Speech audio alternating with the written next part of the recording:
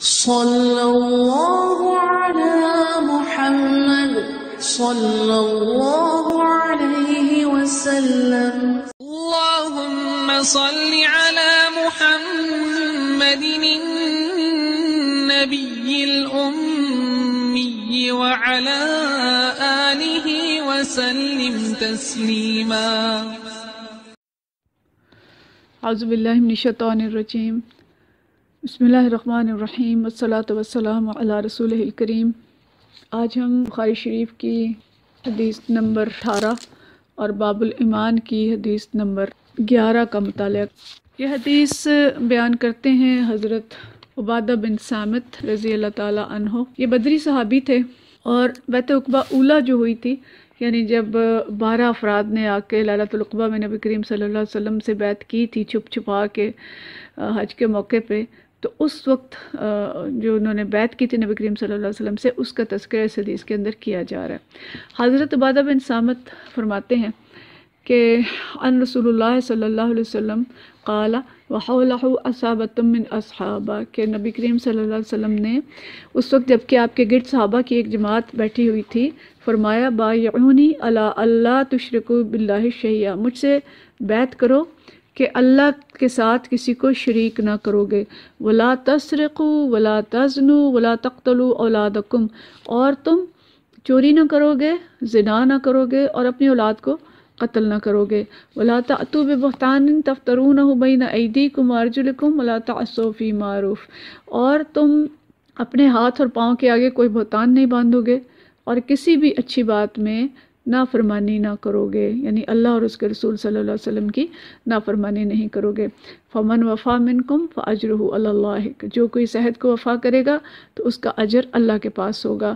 ومن اصاب من ذالک، اور جو کوئی اس عہد کو پورا کرے گا تو اس کا ثواب اللہ کے ذمہ ہوگا. اور جو کوئی ان بری باتوں میں سے کسی کا ارتکاب کرے گا، جو ومن اصاب من ذالک شیئا فعوقب فی الدنیا، تو اس کے لیے، اور اگر اسے دنیا میں اس میں سزا دے دی گئی فہو کفارۃ اللہ، تو اس کے لیے کفارہ ہوگی. ومن اصاب من ذالک شیئا ثم سترہ اللہ فہو الی اللہ، اور اگر اس نے کوئی ارتکاب کیا تو اس سے کسی بات میں مبتلا ہوا لیکن اللہ نے اس کے گناہ کو چھپا لیا، تو پھر اس کا معاملہ اللہ کے حوالے ہے. انشاء عفاہ و انشاء عاقبہ، اگر وہ چاہے گا تو اس کو معاف کر دے گا، اگر چاہے گا تو اس کو سزا دے گا. فبایعناہ علی ذالک، اور ہم نے اس پر آپ صلی اللہ علیہ وسلم سے بیعت کی. بالکل ابتدائی دور تھا نبی کریم صلی اللہ علیہ وسلم کی دعوت کا، اور ابتدائی اتنا بھی، یعنی جب مکہ شریف میں مخالفت بہت شروع ہو گئی تھی اور نبی کریم صلی اللہ علیہ وسلم اور صحابہ کرام کو بہت ستایا جا رہا تھا، تو اس وقت چھپ چھپا کے بیعت ہوتی تھی. اور اسی وقت مدینہ شریف سے کچھ لوگ آئے جنہوں نے یہ بیعت کی، اس کو بیعت عقبہ اولیٰ کا نام دیا گیا. اور اس بیعت کو زنانہ بیعت بھی کہتے ہیں، کیونکہ یہ وہ چیزیں ہیں جن کا عہد سورہ ممتحنہ میں لیا جاتا تھا خواتین سے، جس کا ذکر اللہ تعالیٰ نے کیا کہ جب خواتین آپ کے بیعت کے لیے آئیں تو آپ ان سے ان چیزوں پہ بیعت لیں. سب بیعت عقبہ ثانیہ کے بارے میں ہم نے سابقہ درس میں دیکھا تھا کہ جہاں جانیں قربان کرنے اور ساتھ ساتھ جینے اور مرنے کا عہد ہوا تھا، اور انصار کے مناقب اور ان سے محبت کی فضیلت بھی ہم نے دیکھی تھی. اور اس بات کو یاد رکھیں کہ ہمارے زیر مطالعہ باب الایمان ہے. تمام حدیث کی تشریح اس وقت ہم اسی کے ضمن میں کر رہے ہیں، اور اس حدیث کی تشریح بھی ہم اسی میں دیکھیں گے. اس حدیث میں بیان ہونے والے متفرق امور کی تشریح اپنے اپنے مقام پر ہوگی، لیکن اس وقت ہم ایک آن دی ہول ایک چیز دیکھیں گے کہ باب الایمان میں اس کو لایا گیا ہے تو اس سب کا مطلب کیا ہے. تو بہت عزیز بہنوں، اسلام کا ابتدائی دور تھا، مکی دور تھا، اور ابھی جہاد فرض نہ ہوا تھا، اور دیگر بڑے بڑے معاشرتی احکامات بھی ابھی نہیں آئے تھے. لیکن ابتدا ہی میں نبی کریم صلی اللہ علیہ وسلم جو بیعت لیتے تھے اس کی ایک شکل ہمیں یہاں پہ نظر آتی ہے کہ کس طرح سے بالکل بنیادی چیزیں جو تھیں ان پہ صحابہ کرام سے عہد لیا جاتا تھا. ہم یہ پڑھ چکے ہیں کہ ایمان کی 60 سے کچھ اوپر شاخیں ہیں، اور یہ یوں سمجھیں کہ انہی شاخوں کا بیان جو ہے وہ آگے مختلف احادیث میں ہو رہا ہے. تو دیکھیں کہ ایمان قبول کرتے ہی یہاں کیا احکام دیے جا رہے ہیں، اور اس بات کو ذہن میں واضح رکھیں کہ بنیاد ایمان ہے، اور یہ ایمان سے پھوٹنے والے شاخیں اور پتے ہیں اور پودے ہیں جن کا ذکر یہاں کیا جا رہا ہے. تو پہلی بات جو فرمائی گئی کہ شرک نہ کرو گے، گویا اللہ کا حق، حقوق اللہ میں سے ایک حق کا عہد لیا جا رہا ہے۔ دوسری بات فرمائی چوری نہ کرو گے، یہ ایک معاشرتی حق ہے، اور ساتھ رہنے والے انسانوں کا حق ہے کہ ان کے مال کی طرف بری آنکھ سے نہ دیکھا جائے اور ان کے مال پہ نظر نہ رکھی جائے اور زیادتی نہ کی جائے۔ پھر فرمایا کہ زنا نہ کرو گے، یعنی خاندان اور معاشرے کی بات آ گئی، خاندان کی پاکیزگی، معاشرے کی پاکیزگی، اور ایک دوسرے کی عزت کی حفاظت، کہ دوسروں کی جان اور مال کے ساتھ عزت بھی جو ہے وہ بھی محترم ہوگی۔ اور اولاد کو قتل نہ کرو گے۔ اولاد کو قتل اس وقت کے معاشرے میں بہت کامن تھا، اور زنا کے بعد بھی قتل اولاد کی نوبت آتی ہے، لیکن وہاں پہ جو تھا وہ بیٹیوں کو زندہ دفن کرنے کی نوبت آتی تھی، اس کو ہم بڑی اچھی طرح سے جانتے ہیں۔ تو اولاد کو قتل نہ کرو گے، یعنی زنا کے بعد بھی قتل اولاد کے بارے میں نہیں سوچنا، اور فیملی پلاننگ کی آڑ میں بچوں کو اور بچیوں کو قتل کرنا، گویا انسانی جان کی حرمت یہاں بیان کی جا رہی ہے۔ اسلام ایک ابدی دین ہے، اور وہ آنے والے جو وقت ہیں ان تک کے لیے، قیامت تک کے لیے ہے، اور اللہ تعالیٰ کو بالکل معلوم تھا کہ یہ تمام برائیاں جو اس وقت ہو رہی تھیں جب عرب معاشرے کے اندر اسلام نہیں تھا، تو بالکل امکان موجود ہے کہ جب اسلام پھر سے کمزور ہو جائے گا تو ان برائیوں کی صورتحال ایسی ہی ہوگی۔ تو اب دیکھیں کہ اس وقت جو ابارشنز ہیں اور قتل اولاد کی ایک جدید اور بڑی سائنٹیفک صورت جو ہے وہ بنا لی گئی ہے، تو اس حالات میں بھی یہ حدیث ہمارے لیے بہت ہی زیادہ اہم ہے۔ پھر اگلی بات فرمائی کہ عمدن ناحق بہتان نہیں باندھو گے، کسی پہ بہتان باندھنا بھی اس میں شامل ہے، اور اپنے ہاتھوں اور پاؤں سے کوئی بہتان یعنی گھڑ کے لانا، یعنی کسی دوسرے کی اولاد کو شوہر کی اولاد میں شامل کر دینا، اس سے یہ بھی مراد ہے جو علماء نے لکھا ہے سورہ ممتحنہ کی تشریح میں بھی اور یہاں پہ بھی، کہ زنا کی اولاد یا کوئی بھی، اب کہہ لیں کہ جسے ہم کہتے ہیں نا سکینڈلز بھی اس کے اندر شامل ہیں، کہ ایک سکینڈلز ہمارے ایسے بن جائیں، بس ایک بہتان کھڑ دیا جائے کہ یہ فلاں کے ساتھ تعلق ہے، فلاں کے ساتھ دوستی ہے، فلاں کے ساتھ خدا نخواستہ ناجائز تعلقات ہیں، تو یہ ساری چیزیں تو دوسروں پر بہتان بھی نہ لگائیں، غیر مصدقہ خبریں ان کو آگے نہ بھیجیں، غیبتیں نہ کریں، اور اسی کے ساتھ ساتھ اپنے عزت کی حفاظت کریں، اور اپنے اوپر جو سکینڈلز اور بہتان تراشی ہے جو کہ دوسرے لوگ کریں گے ہمارے غیر محتاط رویے کی وجہ سے، یا جو لوگ معاشرے کے اندر جو غلط دوستی ہیں اور ساری چیزوں کی جن میں احتیاط نہیں کرتے، تو اس کی وجہ سے ان سب کے بارے میں کہا گیا کہ ان سب سے بچیں۔ اور پھر فرمایا معروف میں اللہ اور اس کے رسول صلی اللہ علیہ وسلم کی اطاعت کریں، یعنی اطاعت اللہ اور رسول کی، وہ بھی معروف میں، حالانکہ اللہ اور اس کے رسول صلی اللہ علیہ وسلم کبھی غیر معروف کا حکم دے ہی نہیں سکتے، کوئی ایسی بات کہہ ہی نہیں سکتے کہ جو غلط ہو، تو اگر ان کی اطاعت معروف میں ہے تو پھر دوسروں کی اطاعت میں کس حد تک احتیاط کی ضرورت ہے۔ گویا ایمان صرف عقیدے کا نام نہیں ہے، اگر ایمان دل میں ہے تو اس کے لیے یہ سب امور جو ہیں یہ اعمال میں نظر آنے چاہیے، یا یوں ہم جیسے ہم نے پہلے کہیں کہ یہ سب ایمان کی شاخیں ہیں۔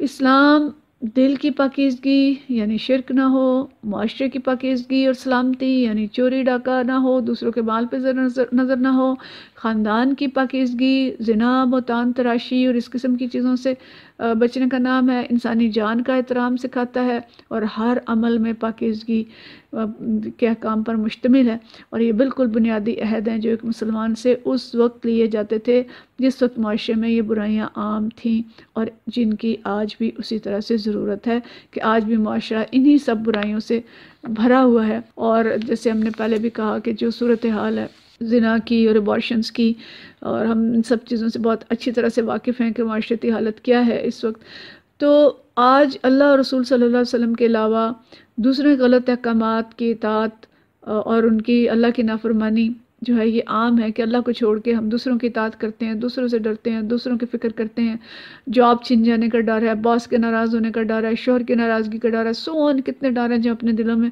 ہم نے بٹھا رکھے ہیں کہ لوگ کیا کہیں گے، لیکن اس بات کی فکر نہیں ہے کہ اللہ اور اس کے رسول صلی اللہ علیہ وسلم کا حکم کیا ہے۔ تو پیاری بہنوں، یہ سب اسباق ہمیں دہرانے اور یاد رکھنے کی ضرورت ہے۔ ایمان بنیاد ہے، اس بات کو یاد رکھیں۔ چور چوری کب کرتا ہے؟ زنا اور قتل اولاد کی نوبت کب آتی ہے؟ جب دل کے اندر ایمان کمزور ہو جاتا ہے، جب اللہ کا خوف اٹھ جاتا ہے۔ یاد رکھیں یہ برائیاں ڈائریکٹ یکدم براہ راست نہیں ہوتی۔ مثلا زنا سے پہلے زنا کی تمہیدیں ہوتی ہیں۔ زنا کی تمہید کیا ہے؟ بے پردگی ہے، مخلوط محفلیں ہیں، بے حیائی ہے، فیس بک اور سوشل میڈیا کی دوستی ہیں، تصویریں بنانا ہے، نظر بازی ہے۔ اگر ایمان مضبوط نہ ہو اور ایمان کمزور ہو اور ان ساری چیزوں کی ہم فکر نہ کرتے ہوں تو یہ سب چیزیں مقدمے ہیں زنا کے جو زنا کی طرف لے کے جاتے ہیں. اور اگر ایمان مضبوط ہو اور اللہ اور رسول صلی اللہ علیہ وسلم کی اطاعت کی فکر ہو تو یہ سب کچھ نہیں ہوتا. تو ہمیں ان سارے اسباق کو یاد رکھنے کی ضرورت ہے. ان سب چیزوں پہ عمل کریں گے تو گھریلو پریشانیاں دور ہوں گی. یہ دیکھیں آج آپ کو کتنے وومن پروٹیکشن بل آ رہے ہیں جی، قتل غارت کا بل آ رہا ہے، فلاں آ رہا ہے، فلاں آ رہا ہے. قانون سازی جہاں ضرورت ہے ضرور کریں، لیکن معاشرتی مسائل صرف قوانین سے حل نہیں ہوتے. معاشرتی مسائل انسان کو اندر سے بدلنے سے حل ہوتے ہیں، جو کہ اسلام کا کرائٹیریا ہے، اسلام کا طریقہ ہے کہ نبی کریم صلی اللہ علیہ وسلم نے قرآن اور وحی کی مدد سے، اس طاقت سے لوگوں کو اندر سے بدلا. تو اللہ اور رسول صلی اللہ علیہ وسلم کے احکامات کو اس طرح سے سمجھیں اور ان کی ایسے اطاعت کریں کہ ہم اندر سے بدل جائیں. تو فرمایا کہ جو کوئی اللہ اور رسول اللہ صلی اللہ علیہ وسلم کے فرمان کے مطابق اس عہد کو پورا کرے گا اس کا ثواب اللہ کے ذمہ ہے. اور جو ان بری باتوں کا ارتکاب کرے گا، اگر اسے دنیا میں اسلامی قانون کے تحت سزا دے دی گئی تو یہ سزا اس کے گناہوں کا بدلہ ہو جائے گی. لیکن اگر وہ سزا نہیں دی گئی تو پھر اللہ کا معاملہ ہے کہ وہ کسی کو معاف کرے گا یا اس کو معاف نہیں کرے گا. یعنی دنیا میں اگر گناہ چھپ گیا پردہ ڈال دیا اللہ نے تو معاملہ اللہ پہ ہے کہ وہ معاف کرے گا یا سزا دے گا. تو یہ یعنی ساری چیزیں ہمارے لیے غور کرنے کی ہیں کہ نیکیاں اگر ہم کریں گے تو نیکیوں کا اجر اللہ کے ذمہ ہے. کتنا دے گا، کیا دے گا، بادشاہ ہے وہ، اپنے بندوں سے محبت کرنے والا ہے، یقیناً کوئی نیکی وہ ضائع نہیں کرے گا. وما کان اللہ لیضیع ایمانکم ان اللہ بالناس لرؤوف الرحیم. سورہ بقرہ کی بڑی پیاری آیت ہے یہ کہ اللہ تمہارے ایمان کو ہرگز ضائع نہیں کرے گا، یقین جانو وہ لوگوں کے حق میں نہایت شفیق اور رحیم ہے. لیکن اجر کتنا دے گا یہ اس کو معلوم ہے. اور دنیا میں کوئی گناہ اگر ہو گیا ہے اور سزا مل گئی ہے، زنا کی سزا، قتل کی سزا، تو انشاءاللہ وہ کفارہ ہوگی. اور اگر چھپا لیا اللہ نے اس گناہ کو، تلما کہتے ہیں کہ اس طرح کے یعنی جس کے پردے ڈال دیے اللہ نے دنیا میں، تو اس کی بخشش اللہ کی مرضی پر موقوف ہے. چاہے تو ایمان کی برکت سے اسے معاف کر دے اور چاہے تو اسے گناہوں کی سزا دے کر جنت میں داخل کرے. لیکن شرک اس سے مستثنیٰ ہے، کیونکہ اس کے بارے میں اللہ کا فرمان ہے کہ ان اللہ لا یغفر ان یشرک بہ، کہ اللہ شرک کا گناہ جو ہے وہ معاف نہیں کرے گا. جو شخص شرک پر انتقال کر گیا اسے اللہ ہرگز ہرگز نہ بخشے گا، وہ ہمیشہ دوزخ میں رہے گا. لازم ہے کہ شرک کے بارے میں جانیں، سمجھیں، اس کے ارتکاب سے باز رہیں. اللہ کے سوا کسی کی عبادت، اطاعت شرک ہے. اللہ کے سوا کسی سے دعا مانگنا، امیدیں وابستہ کرنا، کسی اور کو پکارنا، کسی کو مشکل کشا سمجھنا، کسی کو حاجتیں پوری کرنے والا سمجھنا، کسی کو رزق دینے اور خزانے بخشنے پر قادر سمجھنا، کسی اور سے منتیں ماننا، اولاد کے لیے، جاب کے لیے، کسی اور کام کے لیے، سب اعمال شرک ہیں اور ان سب سے پرہیز لازم ہے.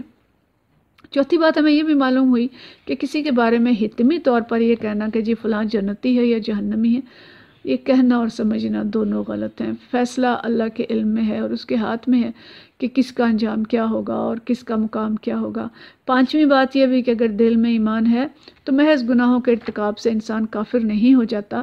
وہ گناہ گار ضرور ہوتا ہے لیکن کافر نہیں ہوتا. تو یہ ہمارے ہاں یہ جو آج کل ایک ٹرینڈ بن گیا کہ چھوٹی چھوٹی بات پہ کفر کے فتوے کہ جو یہ نہیں کر رہا وہ کافر ہے، جو یہ نہیں کر رہا وہ کافر ہے.